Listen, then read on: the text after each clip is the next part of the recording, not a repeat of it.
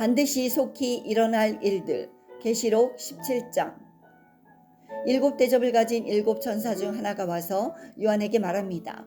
이리로 오라. 많은 물 위에 앉은 큰 음녀가 받을 심판을 내게 보이리라. 많은 물이 앉아 있다는 것은 온 세상을 다스리고 통제하는 권력을 가지고 있음을 의미하고, 음녀는 그 악한 죄로 인하여 결국 하나님의 심판 아래 놓이게 됩니다. 죄의 싹은 사망입니다.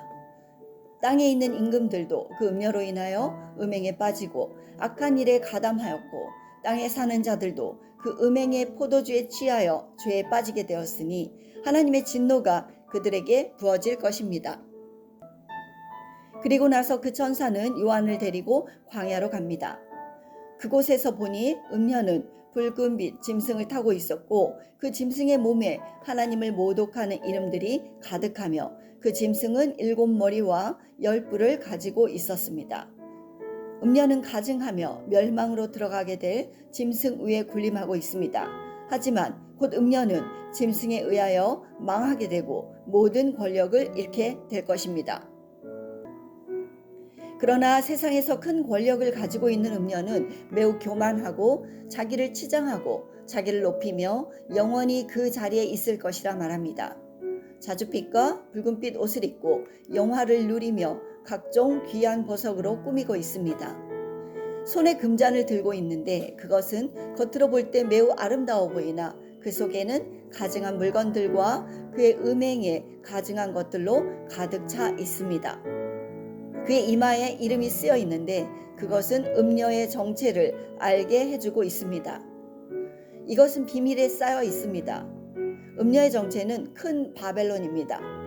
아마도 세상 끝에 존재하는 크고 막강한 나라이며 바벨론이라 이름이 붙여질 만큼 세계적인 제국임을 알 수 있습니다. 바벨론인 음녀는 땅의 음녀들과 가증한 것들의 어미입니다. 세상을 더럽히게 하고 죄에 빠지게 하는 근원이 되는 나라입니다.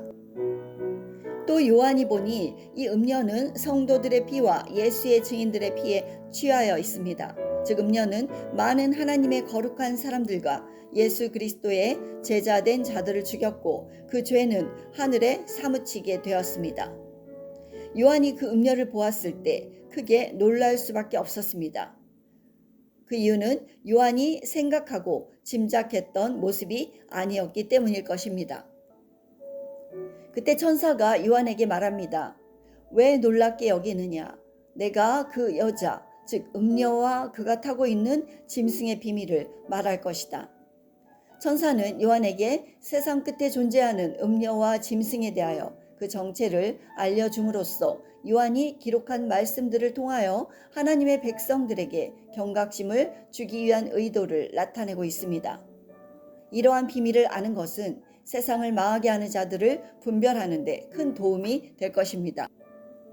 그 짐승은 이렇습니다. 그는 전에 있었지만 지금은 없다. 그러나 그는 무저갱으로부터 올라올 것이고 결국은 멸망으로 들어갈 자다. 창세 이후로 그 이름이 생명책에 기록되지 않은 자들은 짐승을 보고 놀랍게 여겨 그를 따를 것이다. 이들은 온 세상 가운데 사는 자들이고 그들이 따르는 이 짐승은 전에 있었지만 지금은 없고 장차 세상 가운데 나오게 될 자이다. 이렇게 천사는 요한에게 자세히 알려주었습니다. 깨닫는 지혜가 필요합니다. 짐승이 가지고 있는 7머리는 7산으로서 음녀가 그 위에 군림하고 있습니다. 그들은 또한 7나라의 7왕들입니다. 7 중에 5은 이미 망하였고 하나는 있는데 7 중에 또 다른 하나는 아직 오지 않았으나 오게 되면 반드시 잠시 동안 머무를 것입니다. 그 마지막 왕은 하나님의 계획과 섭리 아래 반드시 세상에 나옵니다. 그러나 정한 기간 동안에만 권세를 얻을 것입니다. 전에 있었지만 지금은 존재하지 않는 짐승은 8째 왕으로서 그는 7머리 즉 7 중에 속하여 있습니다. 그가 바로 멸망으로 들어갈 자, 바다에서 올라오는 짐승인 것입니다. 천사는 요한에게 말하고 있습니다. 내가 본 10뿔은 10왕이다. 그러나 아직 그들은 나라를 얻지 못했다. 그들은 짐승과 더불어 왕들로서 권세를 잠시 동안 받을 것이다. 그들은 한 뜻을 가지고 그들의 능력과 권세를 짐승에게 줄 것이다.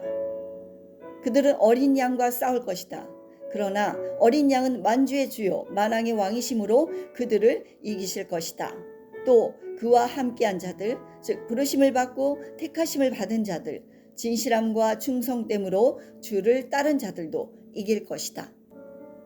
또 천사가 요한에게 말하였습니다. 내가 본 음녀가 앉아있는 물은 백성과 무리와 열국과 방언들이다. 요한은 음녀가 물에 앉아있는 것을 보았는데 그 물은 온 세상인 것을 알 수 있고 음녀는 온 세상 위에 군림하고 있습니다.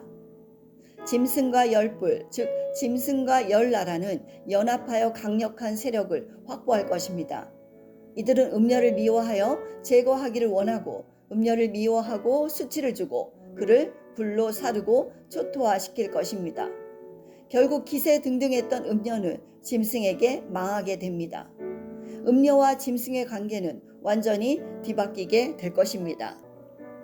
왜냐하면 그 이유는 하나님께서 그렇게 되도록 허락하셨기 때문입니다. 그들이 자기 뜻대로 하도록 연합하여 한 뜻이 되도록 하셨고 그들의 왕권을 짐승에게 넘겨주기로 동의하게 됩니다. 하지만 이것은 잠시 동안만 허락될 것이고 하나님의 말씀이 응하기까지만 유효할 것입니다. 요한이 본 그 음녀는 땅의 나라들을 다스리는 큰 성, 즉 바벨론이라고 가르쳐 주셨습니다. 음녀는 곧 바벨론입니다.